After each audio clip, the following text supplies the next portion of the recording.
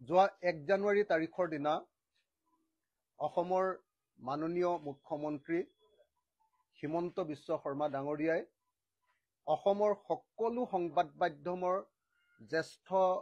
সম্পাদকসকল আৰু সাংবাদিকসকলৰ সন্মুখত অসমৰ অৰ্থনীতি সম্পৰ্কে যি বক্তব্য প্ৰদান কৰিছিলে সেই বক্তব্যৰ ভুল তথ্যখিনি আঙুলিয়াই দিবৰ কাৰণে সেই বক্তব্যত হোৱা গণ্ডগোলীয়া কথাখিনি স্পষ্টত দেখুৱাই দিবৰ কাৰণে আৰু অসমৰ মুখ্যমন্ত্ৰীয়ে কোৱা মিছা কথাখিনি অসমৰ ৰাইজৰ সন্মুখত উন্মুক্ত কৰি দিবৰ কাৰণে আজিৰ এই সংবাদমেলখন আমি আয়োজন কৰিছো। আমি প্ৰথমতে কৈ লওঁ যে আমাৰ এই সংবাদমেলত আমি যিখিনি তথ্য ব্যৱহাৰ কৰিছো সেইখিনি আহিছে handbook of statistics on Indian states 2023-24 reserve bank of ইণ্ডিয়াৰ পৰা।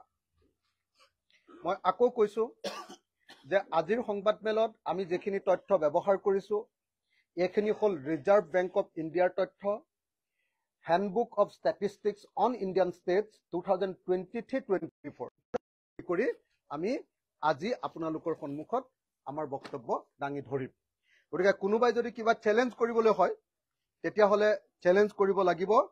RBI আৰু আপোনালোকক লগতে এইটো কথাও কৈ থওঁ যে আমি বাকি যিখিনি তথ্য যোগান ধৰিছো এইখিনি যোগান ধৰিছো economic advisory council to the PM prime minister economic advisory কাউন্সিলৰ September 2024 relative economic performances of Indian state 1960-61 to 2024-24 23-24 যিখন prime minister advisory council economic advisory council তেওঁলোকৰ যি ৰিপৰ্ট তাৰ ওপৰত ভিত্তি কৰি আমি ইয়াত তথ্যখিনি দাঙি ধৰিছো।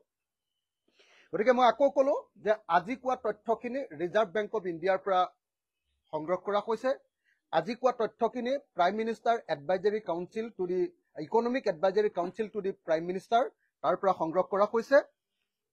আৰু এই তথ্যৰ ভিত্তিত অসমৰ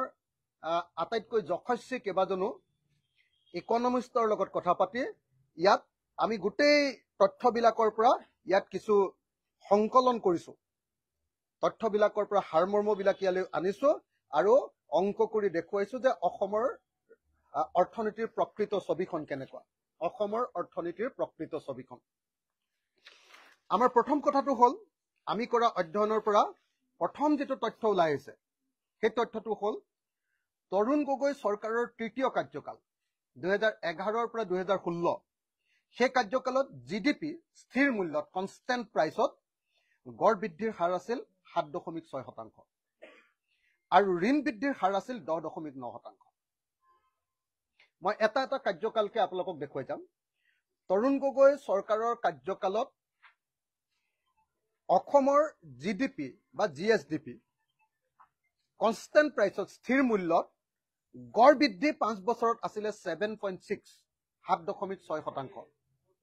আৰু ঋণ বৃদ্ধিৰ হাৰ আছিল 10.9%। ঋণ বৃদ্ধি ধাৰ লোৱাৰ যিটো বৃদ্ধি সেইটো আছিলে 10.9%। সৰ্বানন্দ সোণোৱালৰ কাৰ্যকালত 2021 পৰা 2016 পৰা 2021 লৈকে এই সময়খিনিত সৰ্বানন্দ সোণোৱালৰ চৰকাৰৰ কাৰ্যকালত GDP কনষ্টেণ্ট প্ৰাইচত গড় বৃদ্ধিৰ হাৰ আছিল 5.4। এইটো কোভিডৰ সময়খিনিক লৈ সেইকাৰণে GDPৰ গড় বৃদ্ধিৰ হাৰটো কমি গৈছিলে কাৰণ কোভিডৰ সময়খিনি পৰিছিলে আৰু ঋণ বৃদ্ধিৰ হাৰ আছিল 16.6 16.6। 3 নম্বৰ হিমন্ত বিশ্ব শৰ্মা চৰকাৰৰ 3 বছৰীয়া কাৰ্যকালত GDP কনষ্টেণ্ট প্ৰাইচৰ স্থিৰ মূল্যত গড় বৃদ্ধিৰ হাৰ আছিল 8.8 আৰু ঋণ বৃদ্ধিৰ হাৰ হ'লগৈ 19। আৰু আটাইতকৈ ডাঙৰ উদ্বেগৰ বিষয়টো হ'ল GDP অনুপাতে ঋণৰ হাৰ। 2019 চন পৰ্যন্ত অসমৰ GDP স্থিৰ মূল্যৰ অনুপাতে ঋণৰ হাৰ আছিল 20 পৰা 25%, কিন্তু বৰ্তমান হিমন্ত বিশ্ব শৰ্মা চৰকাৰৰ দিনত GDP অনুপাতে ঋণৰ হাৰ হ'লগৈ 48%। তো মই সিনপসিসটো বা সাৰাংশটো কৈ দিলো। আকৌ এবাৰ তুলনা কৰি দিছো। তৰুণ গগৈ চৰকাৰৰ কাৰ্যকালত GDPৰ বৃদ্ধিৰ হাৰ আছিল 7.6, সৰ্বানন্দ সোণোৱালৰ কাৰ্যকালত জিডিপিৰ গড় বৃদ্ধিৰ হাৰ আছিল 5.4 কোভিড কাল আছিলে কাৰণে আৰু হিমন্ত বিশ্ব শৰ্মা চৰকাৰৰ কাৰ্যকালত জিডিপিৰ কনষ্টেণ্ট প্ৰাইচত গড় বৃদ্ধিৰ হাৰ আছিল 8.8 অৰ্থাৎ তৰুণ গগৈ চৰকাৰৰ কাৰ্যকালতকৈ হিমন্ত বিশ্ব শৰ্মা চৰকাৰৰ কাৰ্যকালৰ আপোনাৰ জিডিপিৰ গড় বৃদ্ধিৰ হাৰ সামান্য বেছি আছিলে 1% বেছি আছিলে কিন্তু ঋণৰ বৃদ্ধিৰ হাৰ 9% বেছি আছিলে 9% বেছি 9% নহয় 8% বেছি তৰুণ গগৈ চৰকাৰৰ কাৰ্যকালত ঋণ বৃদ্ধিৰ হাৰ 10.9 সৰ্বানন্দ সোণোৱালৰ কাৰ্যকালত ঋণ বৃদ্ধিৰ হাৰ 16.6 আৰু হিমন্ত বিশ্ব শৰ্মা চৰকাৰৰ কাৰ্যকালত ঋণ বৃদ্ধিৰ হাৰ 19% অৰ্থাৎ হিমন্ত বিশ্ব শৰ্মা চৰকাৰৰ কাৰ্যকালত ঋণ বৃদ্ধিৰ হাৰ তৰুণ গগৈ চৰকাৰৰ কাৰ্যকালতকৈ 8% বাঢ়িছে ঋণ বৃদ্ধিৰ হাৰ বাঢ়িছে আৰু তৰুণ গগৈ চৰকাৰৰ সৰ্বানন্দ সোণোৱালৰ চৰকাৰৰ কাৰ্যকালতকৈ 3% ঋণ বৃদ্ধিৰ হাৰ বৃদ্ধি পাইছে কিন্তু আটাইতকৈ ডাঙৰ ঘটনাটো হ'ল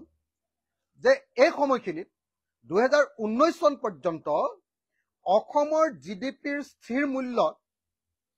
লগত যদি আমি ঋণ বৃদ্ধিৰ হাৰটো তুলনা কৰোঁ ঋণ বৃদ্ধিৰ হাৰটো যদি তুলনা কৰোঁ তেতিয়াহ'লে সেইটো 20ৰ পৰা 25% আছিল কিন্তু আজিৰ দিনটোত অসমৰ জিডিপি অনুপাতে ঋণৰ হাৰ হ'লগৈ 48% তাৰমানে এইটো যদি তথ্য মই কৈ দিওঁ তেতিয়াহ'লে আপোনালোকে আচৰিত পাব যে আজিৰ দিনটোত অসমৰ ধাৰটো হ'ল 1,50,000 কোটি টকা অসমৰ ধাৰ হ'ল আজিৰ দিনটোত 1,50,000 কোটি টকা 1,50,000 কোটি টকা অসমৰ ধাৰ আৰু অসমৰ জিডিপি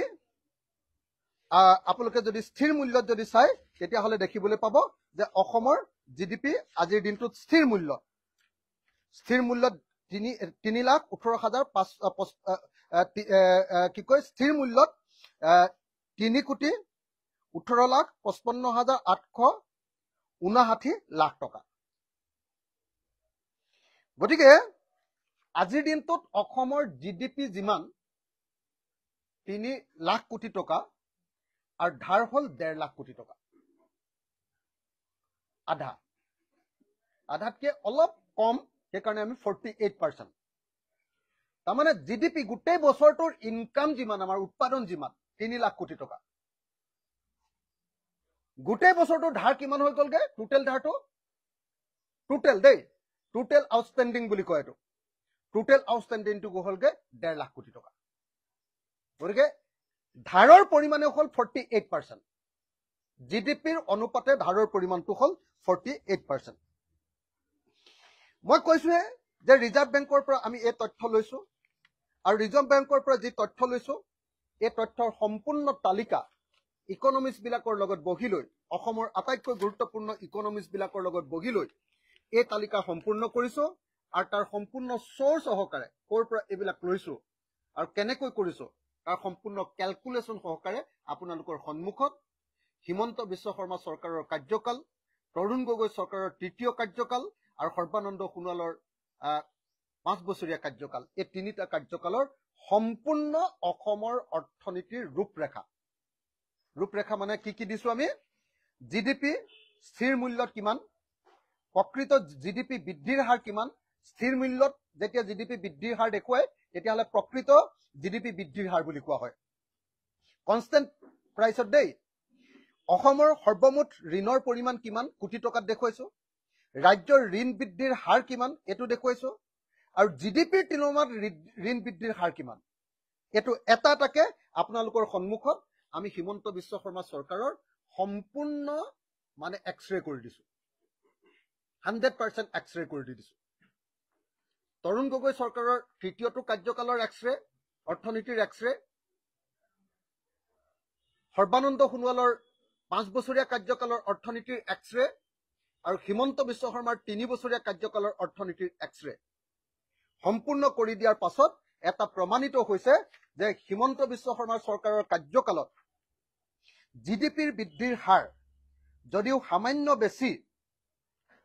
তৰুণ গগৈ চৰকাৰৰ কাৰ্যকালতকৈ বা সৰ্বানন্দ সোণোৱালৰ চৰকাৰৰ কাৰ্যকালতকৈ, কিন্তু হিমন্ত বিশ্ব শৰ্মা চৰকাৰৰ কাৰ্যকালত ঋণ বৃদ্ধিৰ হাৰ ইমান বেছি যে সেইটোৱে সৰ্বকালৰ অভিলেখ ভংগ কৰি জিডিপি বৃদ্ধিৰ হাৰক একেবাৰে অৰ্থহীনত পৰিণত কৰি পেলাইছে।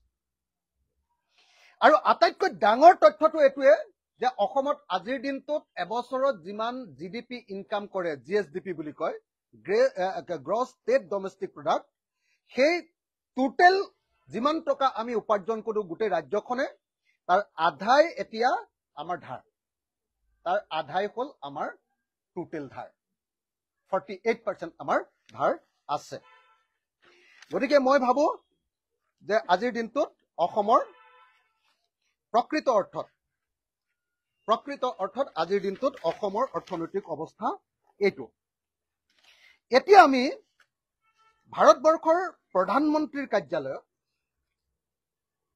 ভাৰতবৰ্ষৰ প্ৰধানমন্ত্ৰীৰ ইকনমিক এডভাইজাৰে দিয়া তথ্য অনুসৰি ৰাষ্ট্ৰীয় মুঠ ঘৰুৱা উৎপাদনত ৰাজ্যসমূহৰ অংশ,